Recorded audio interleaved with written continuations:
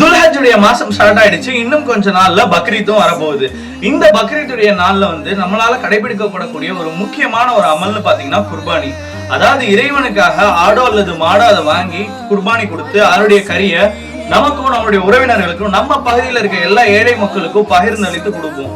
ஆனா ஆப்பிரிக்கால பல இஸ்லாமிய கிராமங்கள் இந்த குர்பானி அப்படிங்கிற அந்த அமல் இல்லாமலே அவங்களுடைய பக்ரீத் பண்டிகையை அவங்க செலிப்ரேட் பண்ணிட்டு இருக்காங்க. அதாவது என்னன்னா அந்த ஒரு நாள் கூட அவங்களுக்கு நல்ல உணவு கிடைக்கிறது இல்ல, குர்பானுடைய இறைச்சி கிடைக்கிறது இல்ல. அதற்கு காரணம் என்னன்னு கேட்டீங்கன்னா வறுமை. ஈஸ்ட் ஆப்பிரிக்கால இருக்க கினியா அப்படிங்கிற பகுதியில் இருக்கக்கூடிய மன்கிட்டிங்கிற ஒரு கிராமம், அது ஒரு முஸ்லிம் கிராமமா இருந்தாலும் அங்க இருக்கக்கூடிய மக்கள் குர்பானி கொடுக்கிற அளவுக்கு பொருளாதாரத்துல சக்தியற்ற நிலையில வாழ்ந்துட்டு இருக்காங்க.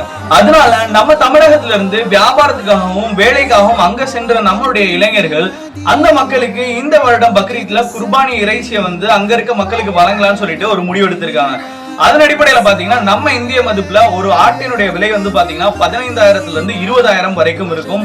ஒரு மாட்டினுடைய விலை பாத்தீங்கன்னா 70,000 இருந்து 90,000 வரைக்கும் மதிப்பிட்டு இருக்காங்க. இது போல உண்மையிலே தேவையுடைய மக்களுக்கு உதவி செய்யக்கூடிய வாய்ப்பு உங்களுக்கும் எனக்கும் எப்பயும் கிடைக்கும்ன்றது சொல்ல முடியாது. அந்த மக்களுக்கு நீங்க இந்த முறை உதவி செய்யணும்னு சொல்லி நினைச்சிருந்தீங்கன்னா கீழே வாட்ஸ்அப் நம்பர் கொடுக்குறேன், அதுல நீங்க கான்டாக்ட் பண்ணி அதுக்குரிய எல்லா டீடைலும் கேட்டு தெரிஞ்சுக்கலாம். வருடம் பக்ரீத்துடைய அந்த பெருநாள் தொழுகை மற்றும் பசியோட மட்டுமே கழிக்கக்கூடிய அந்த ஏழை இஸ்லாமிய சகோதரர்கள் இந்த வருடம் இறைவனுடைய உதவியாலையும் உங்களுடைய ஆதரவாலையும் இன்ஷா அல்லாஹ் நல்ல முறையில குர்பானி அப்படிங்கிற அமலுடைய ஆனந்தமா அந்த பக்ரீத்துடைய பண்டிகையை கொண்டாடட்டும்.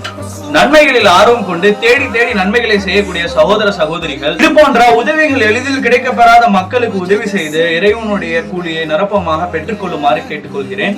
ஜஸாக்கல்லாஹ் ஹைரன். அஸ்ஸலாமு அலைக்கும்.